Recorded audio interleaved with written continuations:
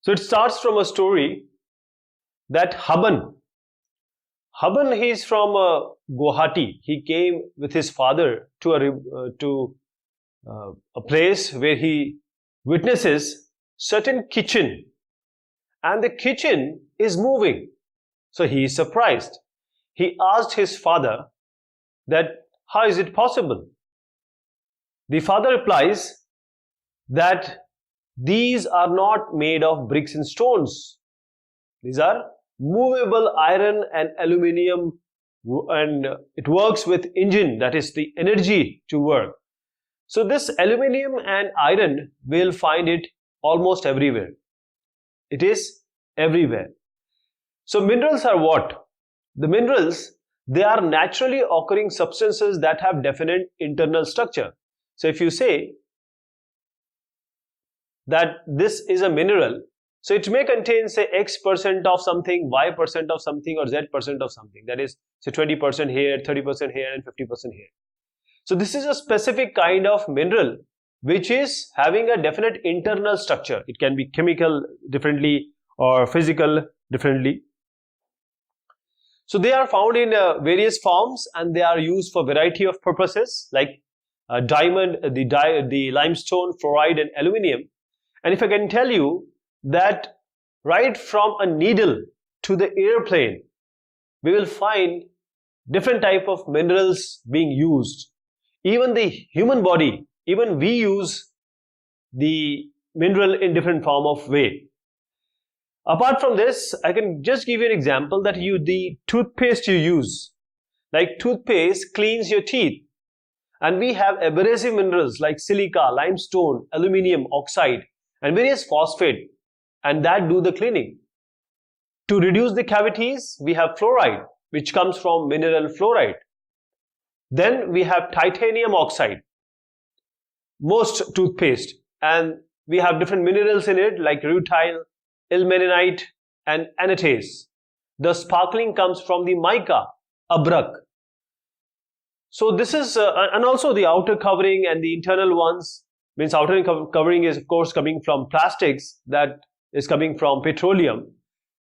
So a simple toothpaste which we use in the morning is having a lot of minerals. So rocks, what are rocks? They are combination of minerals along with impurities. So we have minerals along with certain impurities. So we need to clear these impurities to get the minerals from these rocks. So a rock can contain either a single mineral or it can be a combination of a mineral. Then ores, an accumulation of any mineral mixed with elements. An accumulation of any mineral mixed with elements, that means one element, two element, number of elements, if they are mixed and we have a proper mineral which we want in it, they are called as ores. So they are the source of minerals because we are extracting, minerals are extracted from their ores, and there are different processes which we generally employ.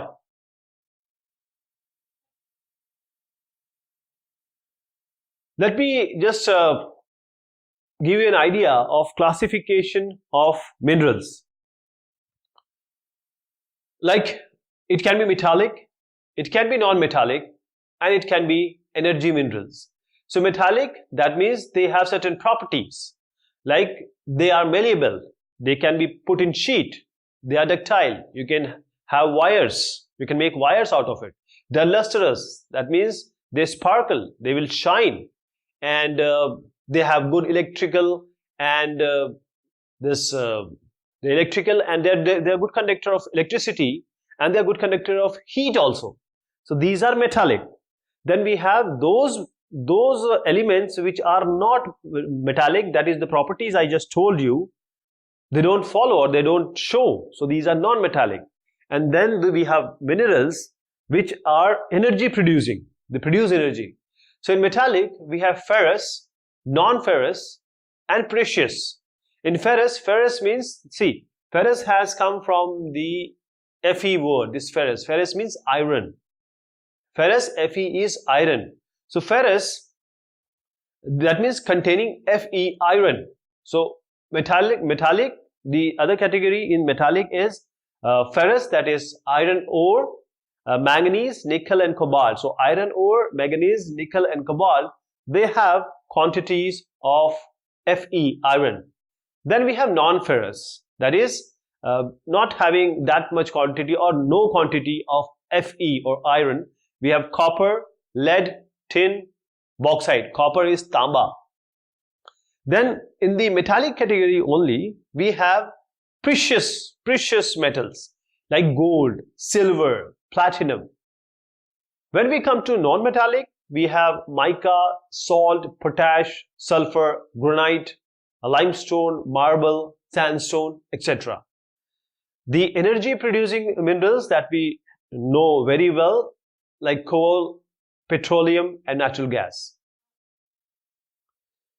So where do these minerals occur?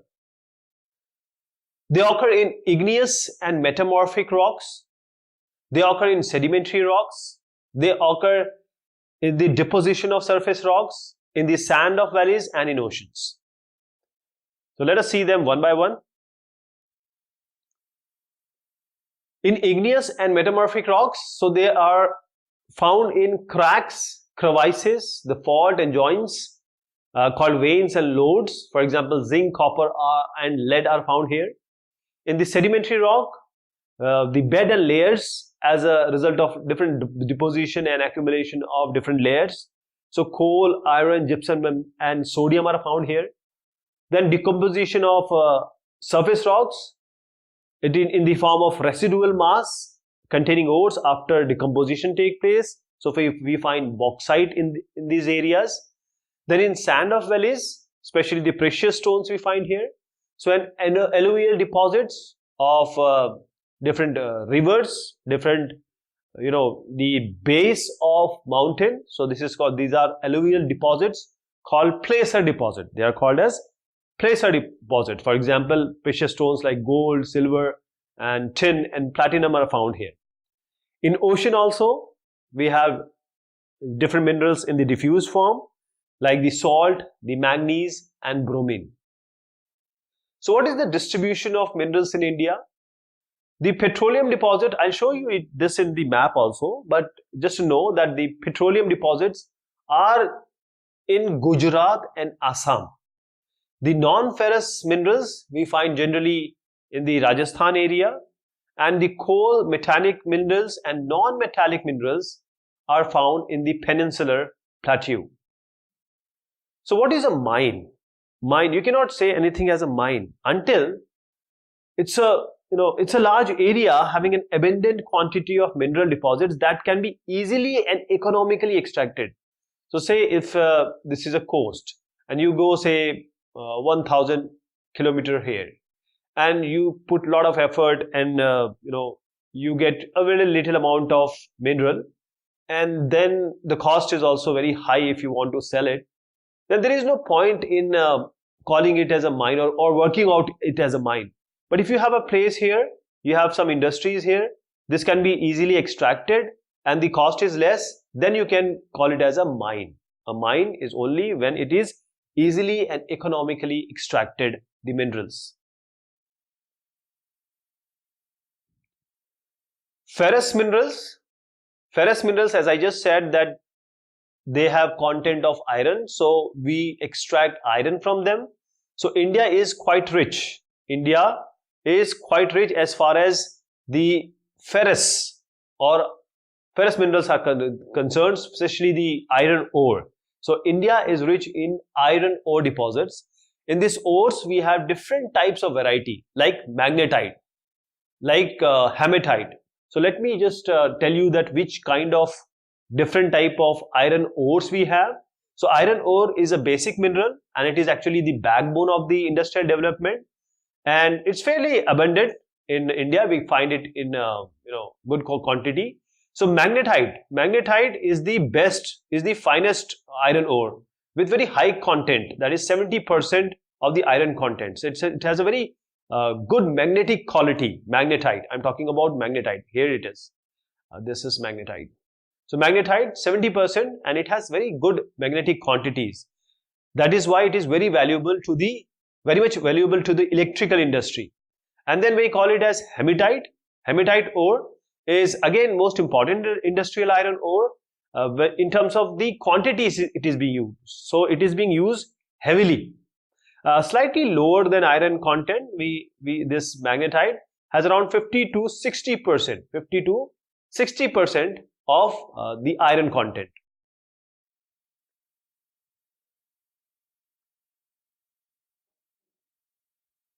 Or the iron ore which we are talking about, they have certain belts. Belts means where they are generally found.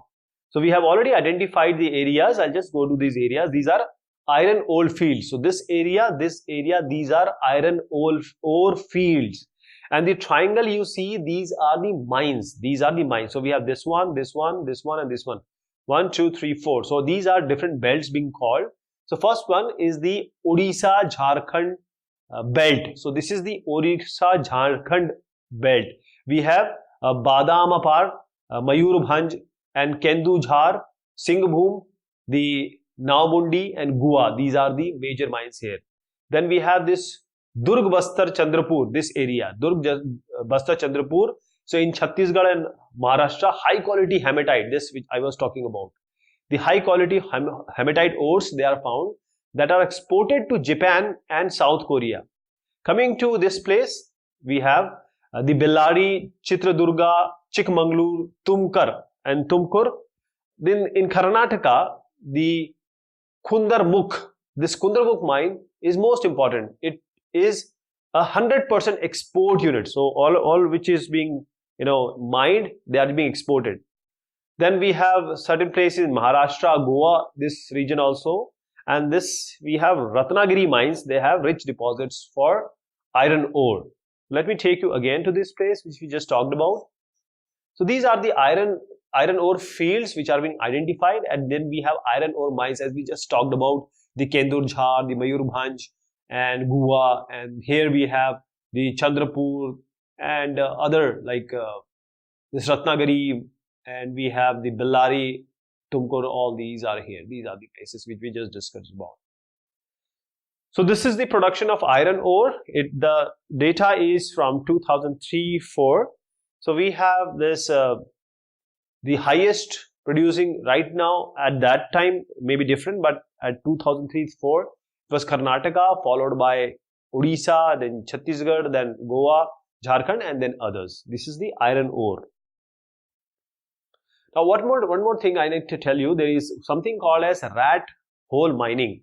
So most of the minerals are under the control of, it is nationalized under the control of the government, Indian government. But in northeastern states, certain minerals are owned by certain individuals or sometimes communities. So if we talk about Meghalaya, there are large deposits of coal, iron ore, and limestone and dolomite. So they do the coal mining. So they make they do the coal mining in Jawal and Cherrapunji, and this is done by a family member. So they make a long narrow tunnel, and this is called as the rat hole. This is called as the rat hole mining. So we talked about this different belts here. Now coming to manganese. And this is manganese is generally used in the manufacturing, that is the vinirman, manufacturing of steel and ferromanganese alloy. Ferromanganese, let me write it just Mg, alloy. So for making 1 ton or 100 kg of steel, we required 10 kg of manganese. So manganese is used in manufacturing, steel, bleaching powder, insecticides, paints, and the largest producer of manganese is Odisha. So this is the distribution of manganese. Odisha 33%. This is again 2003-04, and we have Madhya Pradesh 22%, Karnataka around 15%, and others. So let me show you the areas which we are talking about. So this is the manganese. So these are the manganese areas. If you see, these are the manganese areas, and mostly largest producer is Odisha.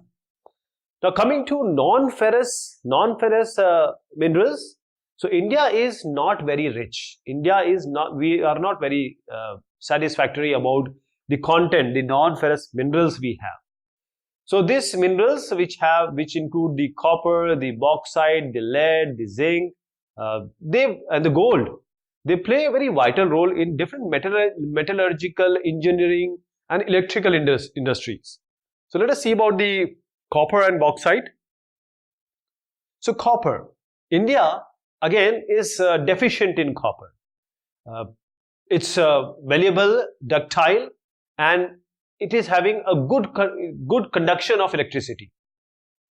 Because it is malleable, ductile, it is having a good conductor, you can say, properties. So they are used in, because of these properties, it is used in copper. This is tamba. It is used in electrical cables, electronics, and chemical industries. And what are the producers, or where are the producers? See, Balaghat, which is in Madhya Pradesh, it produces almost, highest 52% of India's copper. 52%. And there are other places also like Singhbhumi in Jharkhand and Khetri in Rajasthan. Khetri in Rajasthan, these are also important copper producing areas.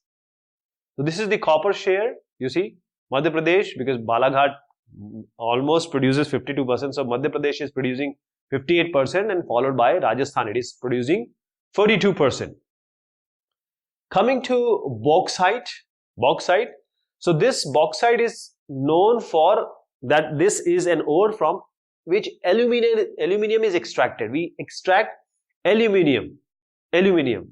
Now this aluminium has, why we are talking about aluminium? Because there is a clay-like substance which is called as alumina, and from there we extract aluminium. Now this aluminium has a very important property. It is an important metal, Al. Why? Because it has the strength of the iron, Fe. It has the strength of iron, but it is quite light. It is extremely light and having a very good conductivity, means it is a good conductor, and malleable also. As I just said, they are malleable, like it is showing a very good property. So it's a good substitute of iron, you can say. So there is a production here, that is, they are found in Amarkantak Plateau, the Maikal Hills, and the Katni. And again, the largest producer is what? It's Odisha. 45% of total bauxite production is from Odisha only. Koraput in Odisha, it has the largest reserves of bauxite in the country, from which aluminium is extracted. So I'll just take you to the place where we find the bauxite. So these are the bauxite areas. Okay. The places, let me tell you again, the places are Amarkantak Plateau, Maikal Hills, and Katni.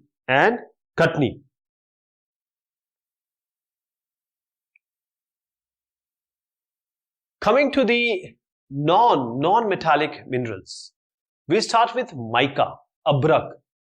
So these mica is made by series of plates, different plates. So it's split into thin sheets. It can be black, means the color can be different, black, green, red, yellow, or brown in color, and it has a very good dielectric strength. It's an electrical property, and it has low power loss value, so it loses power less, and it has a good insulation property. That is, it is resisting. It is a very good resistance to the high voltage, and it is used in electric and electronic industry. This is mica. So let me show you the places, that is Kodama, Gaya, Hazaribagh in Jharkhand, Ajmer, Rajasthan, Nellore, Andhra Pradesh. Here the mica is found. So here is mica, this Nellore we just talked about, Gaya, Hazaribagh. So these are the places, and the Ajmer and this Bejwar area. These are the good producers of, or we find mica here. When we talk about rock minerals, we talk about limestone. So limestone, it is found in calcium carbonate sedimentary rocks, and also in magnesium carbonate, magnesium, calcium carbonate, calcium and magnesium carbonates. It is found there in association with the rocks composed of all these. So it is found in sedimentary rocks.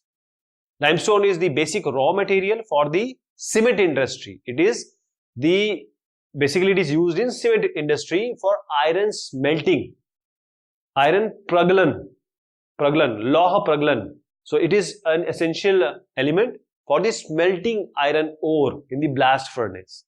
And the largest producers are Andhra Pradesh, Madhya Pradesh and Rajasthan. The largest producers are Andhra Pradesh, Madhya Pradesh and Rajasthan. Hazards of mining, because in India we have various mines and people are working there. So they are facing some problems and there are hazards. You know, you can say the hazards comes with this mining, like the pulmonary diseases caused by dust and noxious, obnoxious fumes from mines. This affects the health of the miners and the people who are involved in this industry. Inundation, that is the water coming inside or flooding inside, and the fires in mines and collapsing of the mines' roofs sometimes pose a serious threat to miners' lives. And mining contaminates the nearby water sources also, owing to dumping of the waste and slurry. And the land degradation is caused as land is dug quite deep for mining, and this makes it unsuitable for any further use after the mining site is abandoned. So we really require the conservation of minerals. Only 1% of the minerals, only 1% of the earth crust is of minerals. That is, if you take a globe, say it is 100% earth crust, only 1% is the minerals. So the way we are utilizing it, we need to do something for the conservation of minerals. So conservation of mineral is quite necessary. Actually, it's not necessary. It's now indispensable. You have to do it. It is necessary because mineral formation, the speed, the pace of mineral formation takes a lot of time, millions of years. That is, it is an extremely slow process, gradual process. So the rate of consumption that we have should not overshoot, should not overgo, should not overpace the rate of replenishment. Only 1% of the total mineral deposits are accessible. There may be more, but they are not physically or economically accessible or viable. Minerals are limited resources. We can count it. The number are countable, and eventually they will get exhausted if not used judicially and not used in a sustainable manner. Now coming to the conventional sources of energy, because we can classify the energy resources into two parts. That is, conventional energy resources and non-conventional energy resources. So conventional energy resources, we have been using it for long.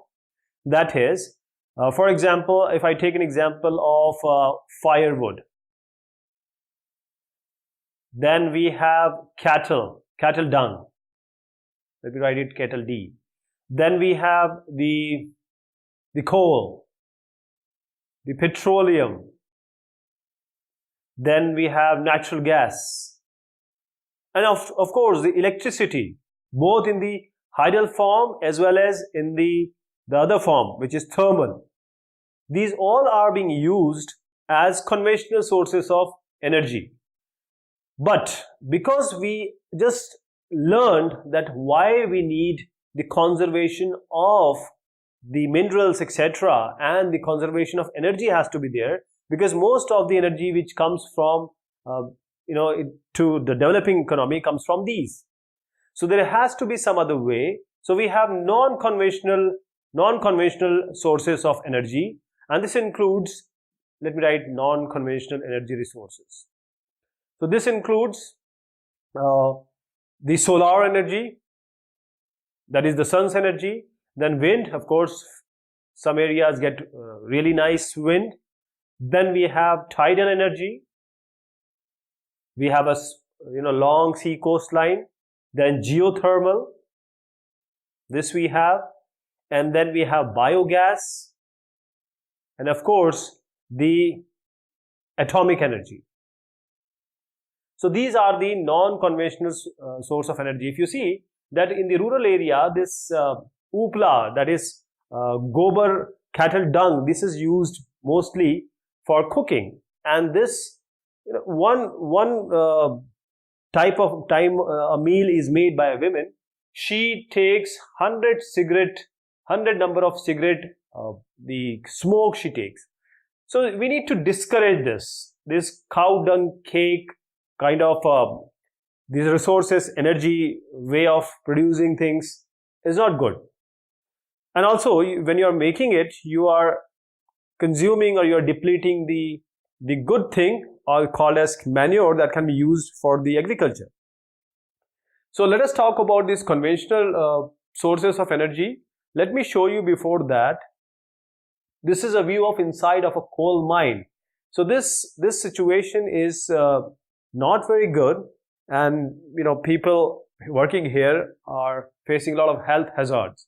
This is a view from outside of a coal mine. How does it look? This is inside. Now coming to coal, this is the most abundant fossil fuel available in India. So how this coal is made? It is made by the plants and trees which might have buried, plants and trees buried long back. They might have died, or they might have lived their life. And then we have soil on this. So here they face the temperature, the pressure, the compression, etc. And finally in million years they convert to coal. So there are certain types of coal we have, like the lignite, bituminous and anthracite. So what are these? These are different types of variety of coal we get. So lignite, this is a low grade brown coal. It is soft, it has high moisture, that is water content, and it is found in various places. We have one example, Neyveli in Tamil Nadu. Then we have bituminous, most popular used coal this is, and this is used in smelting iron in a blast furnaces. Then we have anthracite. This is a high quality coal, very good type of coal. And these are found, as I said, the anthracite are found in Damodar Valley, West Bengal, Jharkhand, Jharia, Raniganj, Bokaro. These are important coal fields. And this coal is also found in the northern eastern state like Meghalaya, Assam, Arunachal Pradesh, etc. I will take you to the places where we'll find them. And then we coming to the another source of energy, which is petroleum. Petroleum, this is found in the rocks of tertiary age. That is, again, it takes a lot of time to be made, and 63% of the petroleum which we know in Indian region comes from 63% comes from Mumbai High. It's an offshore. It's an offshore that is inside the sea. It's a place where the oil is being dug, petroleum. 18% from Gujarat's Ankleshwar oil field, and 16% from Assam's Digboi, Naharkatia, Moram, Hogrijan oil fields. So Digboi in Assam is the oldest oil field of India. So mostly wherever we get this petroleum, we always get the natural gas. Natural gas is the gaseous form, always, generally, I must not say always, but generally found above petroleum. Wherever we have the content petroleum available, then natural gas can be there. So first natural gas is extracted. So environment friendly owing to low carbon dioxide emissions. Natural gas produces less carbon dioxide emissions, and as we know, CO2 is the gas responsible for the global warming. So whichever fuel is producing less carbon dioxide, it is good for us. So if you compress this natural gas, it becomes CNG, compressed natural gas, and this can be used in vehicles, as we see in various big cities. CNG is being employed, especially in Delhi. And this natural gas is found in Krishna Godavari Basin, Gulf of Cambay, Andaman and Nicobar Islands, and Mumbai High. And they are transported through pipelines from where they are produced. For example, Hazira, Vijaypur, Jagdishpur. This is called as HVJ line. And this is the longest, around 1700 kilometer pipeline that transports gas from Mumbai High to Basin. And there are various other routes it's follow. I'll just show you. But before that, we have electricity. Now, electricity can be made in different way. That is, we are using electricity and we are producing it in a turbine also, or by using the water. Water has a MGH, that is potential energy when it is on the height.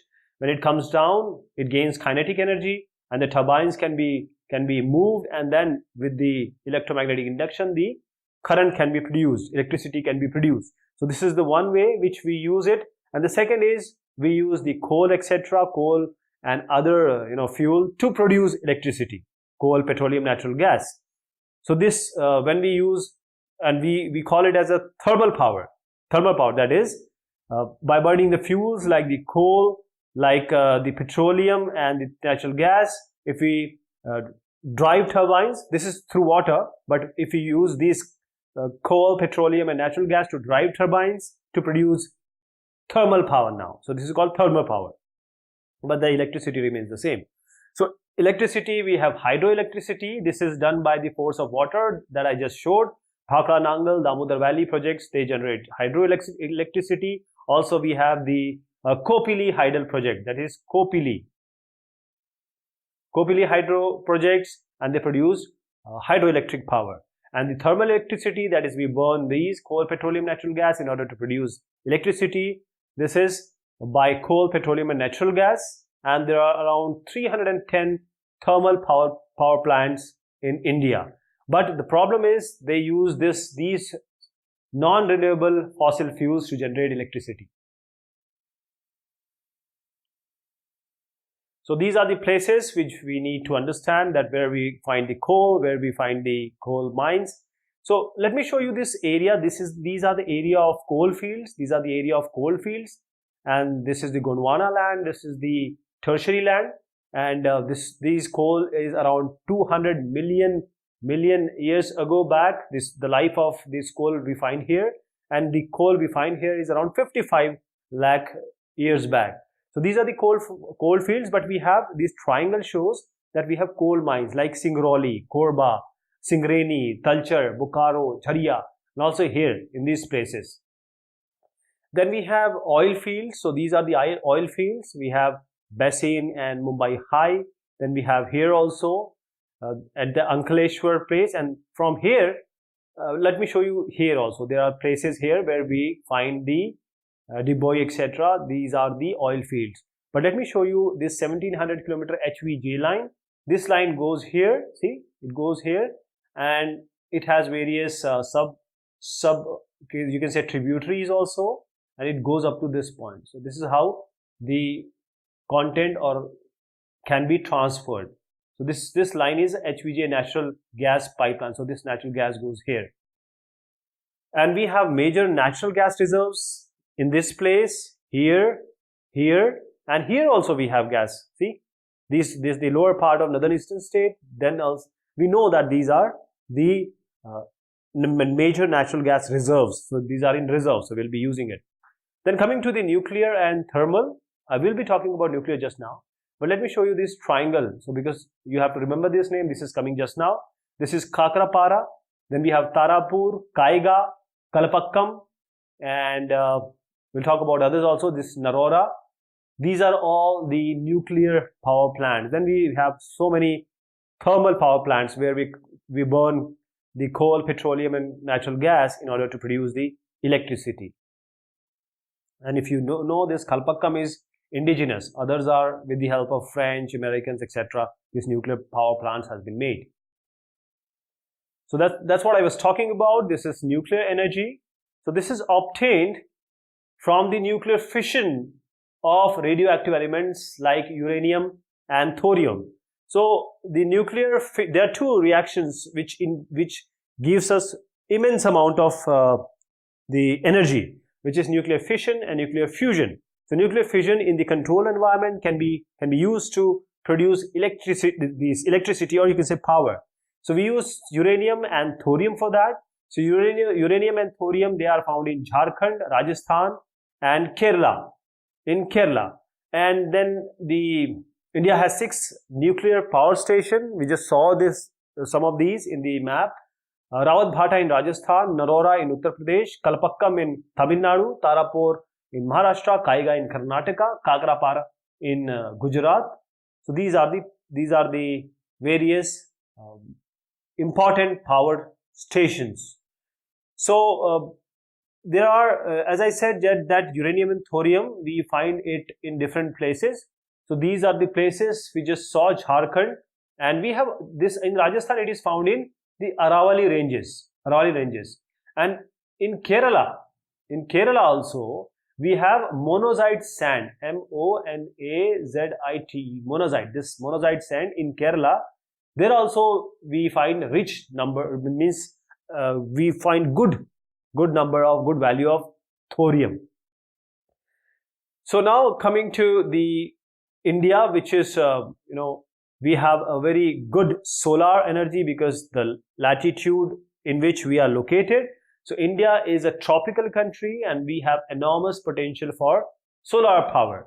So solar energy can be converted into electrical energy, that is the solar energy can be easily converted into electricity using the photovoltaic technology, that is photovoltaic, converting photo or the thermal energy into the electricity.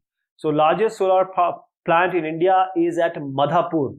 Please understand, largest solar plant in India is at Madhapur, Gujarat, and maximum potential is, because the region will get heavy thermal energy, or you can say sun's infrared energy, you can say Rajasthan and Gujarat. So we have many possibilities here. Even before that, people are using the solar cooker, etc., solar cells, and the solar lights, they have been using it. So this is an example of a solar operated electronic milk testing equipment. This is just to show how this solar energy can be harnessed and they can be employed. Coming to the wind power, we have again very good wind, that is anything which is 10 kilometer wind flowing 10 kilometer plus, 10 kilometer an hour plus, then wind power can be harnessed, it can be used. So India is a wind superpower. We are wind superpower. Actually, we are 5th in this place if you take all the world. So the largest wind farm cluster, if you see here, this is an example showing this. This is a wind, wherever we have this windmill, like a fan it is, wherever it is installed, it is called cluster. It is called farm. It is called farm. So we have largest wind farm cluster in Tamil Nadu, and this has variation, or you can say belt from Nagarcoil to Madurai. So you see there, this is the range where these are installed.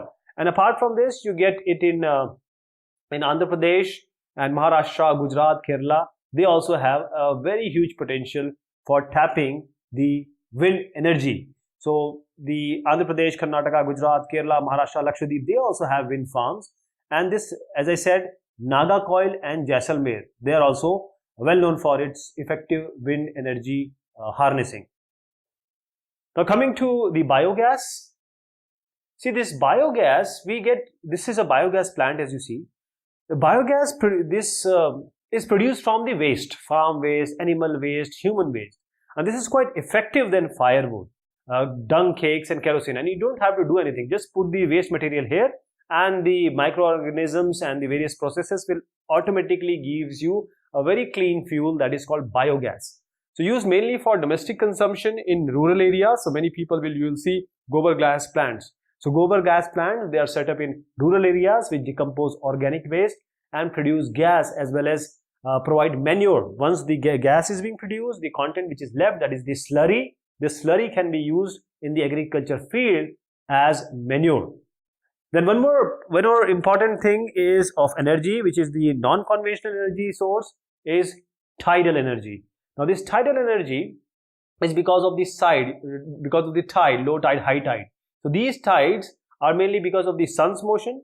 So whenever this can be harnessed, that is energy of the oceanic tides is used for producing electricity. It can be used. So Gulf of Kutch has a great potential for tidal energy. So all the Gulf, actually whatever khadi we have, khadi or Gulf, these are the places where it can be employed. For example, how does this happens?